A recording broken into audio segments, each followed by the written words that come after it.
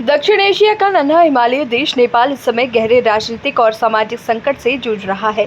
बीते कुछ हफ्तों में जिस तरह हालात बदले हैं, उसने न सिर्फ काठमांडू घाटी को बल्कि पूरे देश को अस्थिर कर दिया है। भ्रष्टाचार और सोशल मीडिया पर प्रतिबंध के खिलाफ शुरू हुआ जेन ज़ी का आंदोलन देखते ही देखते एक व्यापक राजनीतिक भूचाल में तब्दील हो गया। तख्तापलट के बाद सरकार का पतन हुआ और सड़कों पर हिंसा, आगजनी और लूटपाट ने देश की सांसें थाम दी।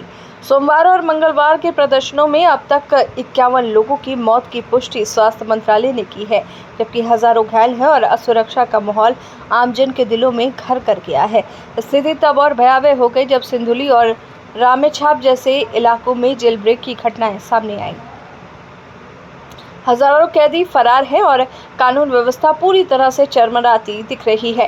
काठमांडू के 5 सितारा होटल में आगजनी और भारतीय श्रद्धालुओं की बस पर पथराव ने भारत नेपाल संबंधों को भी तनावपूर्ण बना दिया है। यही कारण है कि भारत ने उत्तर प्रदेश, बिहार और पश्चिम बंगाल में हाई अलर्ट जारी कर दिया है और अपने फंसे नागरिकों को निकालने के लिए आपात अभियान शुरू किया है। इस अराजकता के बीच राजनीतिक हलकों में नई सरकार गठन की चर्चा भी तेज हो गई है।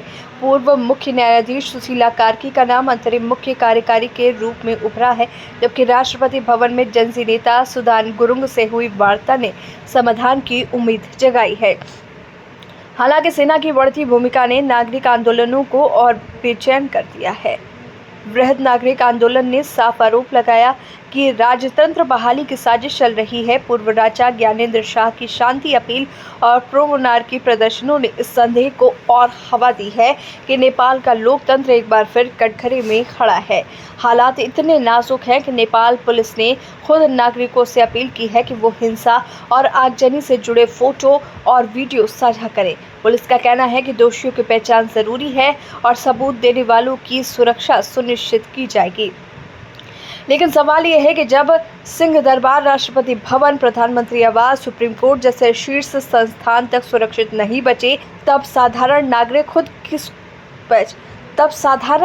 खुद को किस पर भरोसा करके सुरक्षित माने।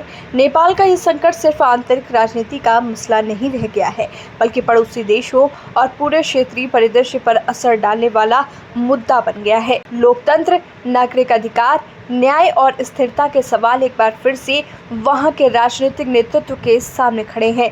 आने वाले दिनों में ये तय होगा कि नेपाल अराजकता से निकलकर लोकतंत्र और शांति की राह पकड़ता है या फिर हिंसा और सत्ता संघर्षों से और गहरे अंधेरे में धकेल देगा।